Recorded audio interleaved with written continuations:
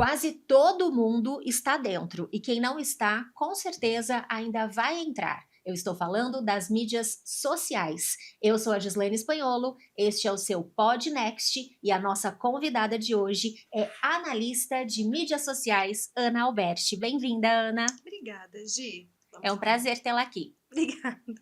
Vamos falar um pouquinho aí de redes sociais. Tem muita coisa para falar, né? Tem muita coisa, né? É um universo tão abrangente que a Ana veio hoje para falar um pouquinho para a gente sobre isso, para tirar algumas dúvidas, para dar algumas dicas, né, Ana? Me fala uma coisa, para você que trabalha diretamente com isso, né? Hoje você tem esta função, você se dedica a este trabalho mesmo. Sim. Aqui é um trabalho, né, como analista, a gente estava conversando um pouquinho antes, é um trabalho que engloba muitas coisas, né? Porque sempre que tem. Eu tenho um foco maior em conteúdo para redes sociais, só que só isso não é o suficiente, né? Quando a gente tem um cliente, o ideal é que a gente tenha uma estratégia que englobe todos esses papéis, inclusive o conteúdo, porque não adianta, por exemplo, eu vender só um conteúdo, a escrita para ele, se eu não observo os formatos possíveis que existem para cada mídia, se eu não observo o negócio dele e como ele pode atuar nessas mídias sociais, então acaba que vira um trabalho maior, assim, um trabalho mais amplo de marketing mesmo, que na verdade a gente dá uma centralizada nas plataformas de redes sociais, né? Porque existem ainda outros meios, não digitais ainda, né? Revistas, outdoors, mas então fica um pouquinho mais focado dentro das mídias sociais, da internet em si, mas a estratégia como um todo normalmente é o que eu trabalho também com essa amplitude maior. Foi bom você tocar nesse assunto e falar em estratégia, porque com o advento das mídias sociais, né? Primeiro que eu digo que todo mundo virou jornalista, todo mundo acha que pode colocar uma notícia em rede e divulgar, né? Sem o comprometimento, sem tudo que a gente aprende na faculdade do jornalismo e se compromete, né? Além disso, também todo mundo se acha expert em mídia social, né? Mas você falou essa palavra que me chamou a atenção: estratégia, planejamento, né? Para trabalhar com mídia social, todo mundo posta, né? Mas para ter um resultado, a gente precisa disso, né, Ana? Nossa, com certeza. A gente vê como faz um tempinho já que eu estou nesse mercado, mais de 10 anos. Acho que a gente começa tentando entender junto com o público, porque as redes sociais elas mudam o tempo todo, elas são relativamente novas. Aí depois de um tempo a gente passa a entender que na verdade elas vão se modificar, elas podem surgir novas redes, novos formatos, mas não dá para a gente trabalhar de forma ingênua e só produzir um conteúdo que vai gerar um engajamento, por exemplo, um meme, uma informação, se você não sabe para que você está gerando aquilo, né? Independente do setor que você atua. Dá muito trabalho, já dá muito trabalho a gente pensar, né, num tema que vai chamar a atenção desse público que é cada vez mais concorrido, porque a gente tem muito conteúdo na internet. Para fazer esse conteúdo funcionar, então, a gente tem que ser bem assertivo com esse público e não dá para trabalhar isso só para ser engraçadinho, fofinho ou trazer um engajamento se você não sabe o que você vai fazer com isso depois, quem é o público que você está atraindo. E aí, como vender isso também, né? Como tornar isso mais do que uma proposta, às vezes, de volume, que é o que eu vejo muita gente fazendo nessa área, principalmente quem está começando. Eu fecho um pacote de X posts por mês, e aí você não está vendendo estratégia, você não está vendendo objetivo final, você não está prometendo, nem vai conseguir trabalhar com metas, você não vai conseguir nem falar não para um cliente, no sentido de olhar o negócio dele e falar, bom, eu acho que não cabe determinada rede para o seu negócio, ou não nessa frequência, ou talvez a gente tenha que pensar em outras opções que vão ser mais interessantes para o que você quer, né? Que às vezes é uma autoridade, a venda, dentre outros objetivos. Mas não sabendo disso, a gente está vendendo uma expectativa que não vai ser alcançada nunca, né? Porque se eu contrato um volume de posts que vai ter uma arte e um texto, ao final do mês aquilo é entregue, mas ninguém sabe para quê, não sabe avaliar como isso foi bom ou não, né? Avaliar o resultado disso, e para onde foi e para onde vai. E aí acaba até prejudicando o nosso mercado, porque esses clientes, de modo geral, ficam insatisfeitos com um trabalho que eu acho que o mais importante do trabalho de uma agência, de um profissional, é justamente saber pontuar para o cliente, colocar ele dentro da realidade de objetivos, como esses objetivos vão ser cumpridos e quais são os resultados esperados. E isso é bem mais raro encontrar no mercado. Tem todo um planejamento estratégico mesmo que é fundamental para alcançar o que se quer. Sim, toda uma pesquisa, inclusive, que é outra coisa que é mais difícil a gente encontrar no mercado, né? Entender realmente, se aprofundar dentro daquela empresa para produzir um conteúdo, ou daquele cliente para produzir um conteúdo que você tem conhecimento sobre o que se trata, conhecer não só informações sobre o produto, sobre a empresa, sobre a pessoa, mas também para quem que ele está vendendo, quais são as dificuldades do negócio, né? Porque e o trabalho de marketing, eu entendo que ele inclusive é mais aprofundado que o trabalho em si de,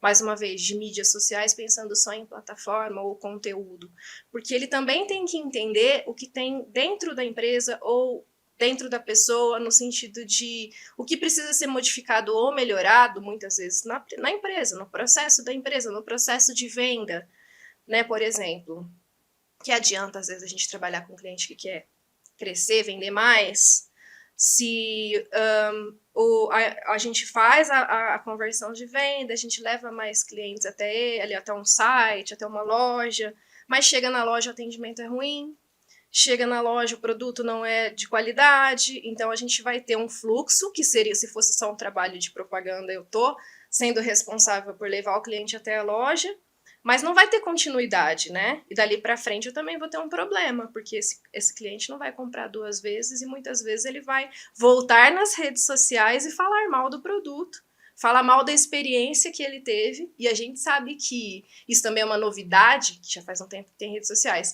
mas essa possibilidade do cliente retornar, das pessoas de modo geral terem a mesma voz, principalmente na rede que a gente propõe a estar, né? Não tem por que você estar numa rede social se você não vai ouvir o seu público ou qualquer um. E aí a gente tem que saber lidar com isso também. Como que gerencia essa crise? Como que transforma essa informação realmente numa melhoria também da empresa para trabalhar o marketing como um todo? Senão mais uma vez, é uma propaganda tradicional que não tem responsabilidade também com o cliente em si, com o público. Um tiro no pé mesmo, né? Você está Literalmente. vendendo alguma coisa e não está entregando. Sim, né? Ou entrega de uma forma, promete de um jeito, oferece de outro, e esse cliente não só vai ficar insatisfeito, como ele entende hoje que ele pode retornar até as mídias, fazer uma propaganda ruim, falar da experiência dele como um todo, e que essa informação tem muito mais apelo do que a voz da empresa. É assim que aqui também funciona, né? A gente presta muito mais atenção numa pessoa que a gente entende que é próxima da gente, na famosa prova social, do que na palavra da empresa, daquela figura pública, né? A gente vai prestar atenção em quem se parece com a gente. Então, sempre que tem um impacto negativo, um comentário negativo, esse comentário negativo tem um impacto muito maior do que o elogio. Por isso é duplamente necessário ter muito cuidado com o trabalho que é feito, né? Tanto nesse sentido de um bom conteúdo, quanto no sentido de um bom produto, um bom serviço, uma boa entrega real do que está acontecendo, porque senão isso volta com um poder muito maior aí de crise mesmo para o cliente. Certo. Ô, Ana, você está dizendo bastante sobre vendas, né? A venda de um produto, de uma mercadoria, de um serviço, mas nós sabemos que pessoas também utilizam muito a rede social para se venderem, né? Neste ano, principalmente, que é ano eleitoral, né? Nós teremos Verdade. eleições aí dia 6 de outubro, nós já temos os pré-candidatos trabalhando arduamente, né, com rede social para se promover, para ficarem mais conhecidos, enfim. E para quem não sabe, a Ana faz parte da equipe Next, que trabalha também com essa área política, né? Então, como que você analisa isso? O trabalho é da mesma forma para um pré-candidato, para um candidato, do que é como se ele realmente fosse um produto? Como que é esse trabalho desenvolvido pela equipe Next? Ele é um trabalho mais complexo, na verdade, né? Porque a gente entende que essa vida política, ela é mais sujeita a insatisfações, né? Porque porque a gente está falando, por exemplo, de um público que entende a figura política, como uma figura que está ali para cumprir certas necessidades que são constantes da população, né? Principalmente atreladas à segurança, educação, saúde, coisas que são muito caras para as pessoas, né? Caras no sentido de importantes. Então, o cuidado em trabalhar a imagem de uma pessoa política é muito maior por conta dessas crises possíveis em relação ao mesmo que a gente, mais uma vez, fale do que é negativo e do que é positivo. O positivo é entendido pela população, e com razão, como obrigatório, né? Como o motivo pelo qual ela votou naquela pessoa, ela paga os seus impostos, ela cumpre seu papel. O negativo não, o negativo para as pessoas que estão sendo atingidas diretamente por aquele problema tem esse impacto muito maior individual e coletivo. Então é um trabalho muito mais complexo, tanto na comunicação, para ser uma comunicação extremamente assertiva, livre às vezes de jargões, termos ou promessas que possam causar algum problema, justamente porque a gente tem que tomar cuidado falando de coletivo, falando de uma população geral, não é tão específico quanto um nicho de negócio, a gente está falando com uma população que é variada, tem idades variadas, tem padrões sociais diferentes, tem linguagens diferentes. Então, para conseguir falar da forma adequada com todo mundo é muito mais difícil, né? Para conseguir passar uma mensagem mais simples, às vezes, assim, que também é mais importante, é o modo mais difícil de fazer, né? A gente fala que o grau de sofisticação grande é a simplicidade. Conseguir comunicar para muita gente de forma assertiva é mais difícil. E, às vezes, né, eu entendo que cada candidato tem uma estratégia que está voltada, relacionada justamente a esse seu público, que ele tem interesse em conversar, em dialogar mais, que o elege também. Mas pensando no todo, no cuidado que tem que se ter com o todo, vai além só dessa comunicação, além desse conteúdo, vai na possibilidade de trabalhar sempre com a transparência, que eu acho que é o mais importante, de mostrar para as pessoas como é um processo também de trabalho de um político, né? Porque ele não é tão simples assim também, ele é como uma empresa, você precisa mostrar que existem outros lados, que nem sempre os ganhos e as demandas que são solicitadas podem ser atendidas naquele tempo ou daquela forma, manter esse diálogo para além do momento de eleição, de ganhar, né, da vitória, é construir esse laço também e manter esse diálogo ao longo do período que a pessoa vai promover sua candidatura, para também não acontecer o que a gente vê muito, que é a impressão que o eleitor tem, que esse candidato só aparece no último ano, sim, né? Sim. Porque justamente nesse último ano, talvez ele invista mais em pautas até financeiras, né? Faça alguns anúncios para furar a bolha, porque isso é importante também, né? Para falar com mais pessoas, mais cidadãos daquela cidade. Mas também traz esse lado de, às vezes, a pessoa não está acompanhando diretamente o candidato e aí é impactada nesse momento, que é um momento mais delicado, justamente que é o último ano, né? Então, lidar com política é realmente complexo em vários sentidos, tanto desse cuidado absurdo que tem que ter com o conteúdo, com a estratégia em si também, né, para que as pessoas entendam que esse trabalho que foi feito, ele não foi feito naquele último ano. Ele é resultado de 4 anos, que muitas vezes não foram acompanhados de perto, ou também a gente sabe que a gente tem figuras que não são tão carismáticas publicamente, né? E aí a gente acaba tendo que fazer um trabalho para mostrar que essa pessoa, para além de ser um bom executor de projetos, uma pessoa presente, ela acaba tendo que também aparecer de outra forma para que as pessoas ouçam, estejam acostumadas num outro sentido, que talvez não conheçam tanto sobre esses políticos, esses candidatos. Então, acaba que também é uma esfera muito interessante aí de trabalhar, que não só a personalidade da pessoa pode influenciar muito, e é uma coisa a se trabalhar dentro das campanhas políticas também. Eu me lembro que até alguns anos, e alguns anos eu cito poucos anos mesmo, porque em rede social tudo muda muito rapidamente, né? As campanhas políticas não trabalhavam ainda muito essa questão. Depois da era Bolsonaro, né, eu acredito que isso veio com mais força, depois da campanha que o Bolsonaro fez nas mídias sociais e tudo mais. E hoje em dia, os candidatos, os pré-candidatos procuram mais esse mercado de rede social. Você acredita que para esse nicho, né, de política, a rede social realmente é um caminho sem volta? Quem quer se eleger, quem quer disputar uma eleição, tem que estar presente? Ah, com certeza. Na verdade, o candidato, ele tem que pensar, ou candidato ou político, ele tem que entender a rede social durante todo o período dele, não só no período eleitoral, que a gente sabe que eles se dedicam mais por questão até de aparecer, de parar a agenda ou de encontrar espaço na agenda para dar uma satisfação maior para a sociedade, né? Dessas coisas que muitas vezes estão acontecendo nos bastidores. Mas eu já acho que hoje em dia nem isso funciona mais. Assim, eu acho que hoje em dia a maioria dos candidatos, dos políticos, já entenderam que é um trabalho que tem que ser feito diariamente, né? Porque, porque as necessidades das pessoas são diárias, e mesmo se tratando de política. O que é importante a gente destacar é a forma como esse conteúdo tem que ser abordado, né? Porque ninguém está em redes sociais, a gente procura relacionamento, a gente procura entretenimento, a gente procura aquele momento de descanso. A gente não está ali em redes sociais procurando notícias complexas, ainda que a gente eventualmente siga uma ou outra rede, uma ou outra plataforma, mas a gente costuma fazer isso de outras formas, né? A gente vai atrás de um site ou do jornal da TV.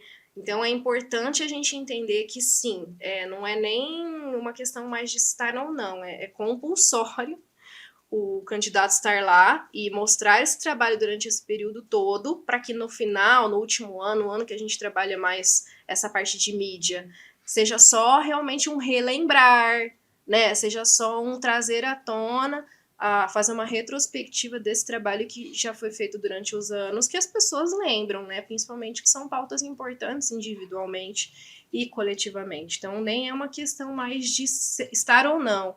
É obrigatório estar, mas também é obrigatório estar de uma forma consistente, consistente no sentido tanto de apresentar um conteúdo de uma forma possível de ser compreendida e, acima de tudo, de ouvir a população. Uma vez que você provoca a população a te ouvir, a te ver, né, a gente também tem que entender o lado de receber essas mensagens, de poder também trabalhar esse conteúdo, não só de oferecer, como era muito comum em TV, né? Quando a gente não tinha internet tão democrática como ela era, a gente também não tinha essa voz que volta. A gente coloca um anúncio em outdoor, pintava um muro, fazia uma campanha em jornal, TV. O auge que a gente tinha em termos de interação era um debate no jornal, não é? Na TV. Sim. E a dinâmica era muito diferente, inclusive, para fazer as campanhas. Hoje não. Então também tem essa questão da possibilidade democrática de abordar as pessoas o tempo todo, nas redes sociais, muito mais gente, mas nem é mais essa questão sobre estar ou não, é uma questão de estar apresentando um bom trabalho, um trabalho que, inclusive, depois vai ser lembrado, né? Porque a gente entende que a internet também tem esse aspecto de estar lá uma vez, acabou, né? Não tem mais também esse outro lado que tinha antes.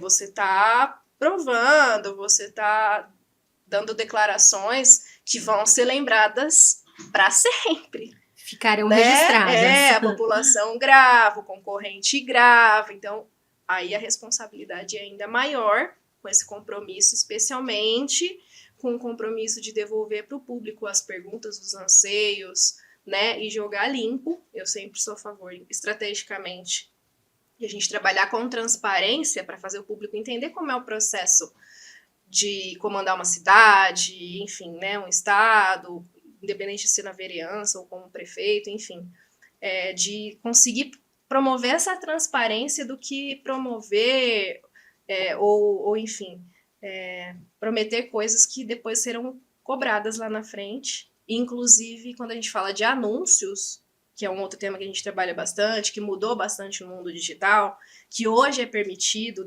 acho que desde 2020 ou uma eleição anterior, se não me engano, desde 2020.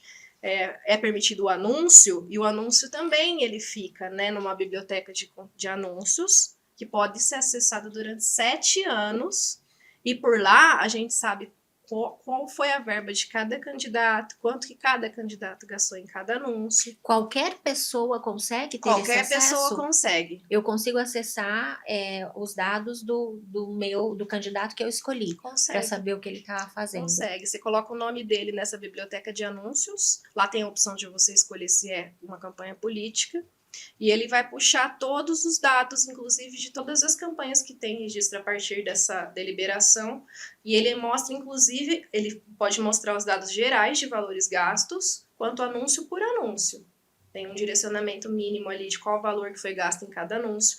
Justamente porque isso entra no que a gente falou, de além de estar nas redes sociais enquanto político, a gente cumpre regras, né? E se tratando de eleição, existem várias regras mais complexas para respeitar esse processo democrático e também a isonomia. Então, para eu saber quanto cada candidato gastou, quanto cada candidato declarou, é uma forma de vigilância. Isso também vem, na verdade, anterior à campanha de Bolsonaro, né? Porque a gente exporta esse movimento do Trump, na verdade.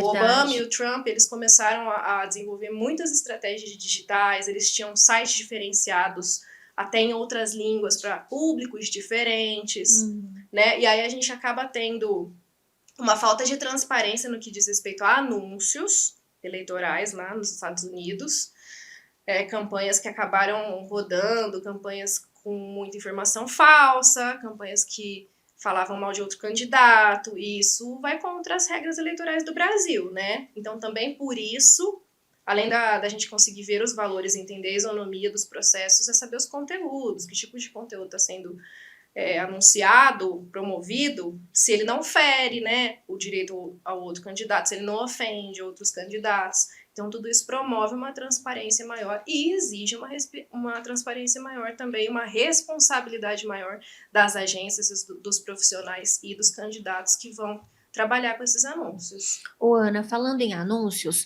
essa questão do tráfego pago, né, tem uma série de critérios aí, uma série de exigências, principalmente para os pré-candidatos agora nesse momento. Não é simplesmente ir lá apertar o botão de impulsionar e pronto, né? E a gente vê muitos pré-candidatos fazendo isso. Qual o problema de começar a impulsionar esses posts agora de forma não adequada, sem se enquadrar aí nos critérios do Facebook, do Instagram, enfim? Olha, é um problema maior do que os candidatos às vezes sabem, porque como em relação a essas leis digitais, essas novas regras são recentes, elas também são sujeitas à interpretação. Mas tem muita coisa que já está pré-definida. Quais são as regras mínimas de pré-campanha eleitoral ou até de uma campanha como um todo? É necessário que o candidato, a partir da pré-campanha já, que ele identifique aqueles anúncios como um anúncio que é pago por, né, ou patrocinado por alguém, que deixe claro que se trata de uma campanha política. É um anúncio político. Na pré-campanha, caso o candidato não siga essas regras, não coloque esse rótulo que chama, ele pode no futuro, né, ser ali abordado pelos concorrentes ou por qualquer pessoa que questione se é uma campanha antecipada ou não, dependendo do conteúdo, né? A gente sabe que na pré-campanha a gente não pode pedir para ninguém votar em tal candidato, sugerir números e afins, mas também tem essa questão da isonomia financeira. Então, esse candidato, ele pode ser apontado como não estar adequado às regras, do ponto de vista de não ter esse rótulo, e também pode ser apontado como estar gastando uma verba desproporcional fora de campanha, e isso também ser um problema no futuro, né, por conta dessa isonomia. E aí, em campanha, então, nem se fale. Em campanha não tem a possibilidade de o candidato não rotular a campanha dele como uma campanha política, porque isso pode gerar até uma cassação. A regra é muito clara em relação a isso. Ainda que tenha essa questão mais interpretativa em relação à pré-campanha, no sentido de, o que seria isonômico ou não, né? Qual que é o limite de gasto em relação a isso ou não? Óbvio que, por mais que seja interpretativo, se a gente está falando de uma campanha de vereador, a gente tem até regras também sobre gastos, né? Para saber se aquilo é excessivo ou não. ou prefeito ou governador. Fica um pouco mais interpretativo, mas ainda assim é uma dor de cabeça que pode levar à cassação. Campanha, então, nem se fale, né? Então, a gente tem essas regrinhas do tipo de conteúdo e a necessidade do rótulo para ficar claro que se trata de uma campanha e o gasto que se vai ter aí, que não pode ser excessivo nesse período, e também na campanha, na verdade, mas especialmente na pré-campanha, para não causar depois um possível processo por essa questão de isonomia de valores.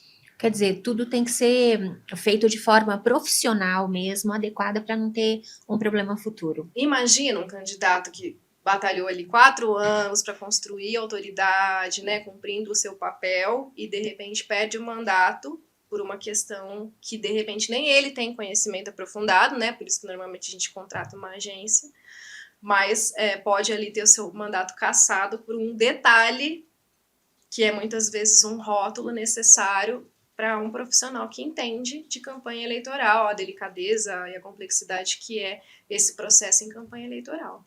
É uma pré ou uma candidatura e que envolve não só simplesmente fazer uma foto e postar na rede social, mas toda uma estratégia para se pensar se aquilo é suficiente para alcançar o objetivo, qual o público deve ser atingido. E aí também tem toda uma estratificação também nesses anúncios, né? Você pode publicar esses posts para vários perfis diferentes, públicos. Tem como escolher tudo isso? Tem como escolher. Isso já foi muito mais amplo também. Isso também veio de uma herança de campanhas de Trump e afins mesmo. Aqui no Brasil, antes a gente tinha até uma parceria com a Serasa e tinham dados socioeconômicos que eram opcionais a gente incluir, né, em campanhas de modo geral. E mais uma vez, por conta do mau uso desses serviços, dessas informações, e também por conta de privacidade, de questões legais que a gente tem a LGPD aqui no Brasil, esses dados ficaram mais restritos, mas a gente consegue escolher gênero, idade, região, eu consigo colocar até por quilômetro o público que eu quero alcançar de geolocalização, e alguns interesses eu também consigo escolher, né? Mas aí na maioria das campanhas que a gente consegue atuar, dá para restringir bastante, porque a gente pode querer um público mais amplo dependendo do que a gente quer falar, mas a gente também entende que tem assuntos que são mais sujeitos até a pessoas que estão no Facebook e não no Instagram, que também pode escolher, a maioria de mulheres ou homens, pessoas mais jovens ou mais velhas, porque a pauta e a prioridade deles são diferentes, né? A gente pode ter um público jovem que está interessado em emprego, em educação, em esporte, e um público mais idoso que está preocupado com lazer, com garantias de segurança. E aí a gente pode realmente escolher esse público e impactá-los de forma mais assertiva.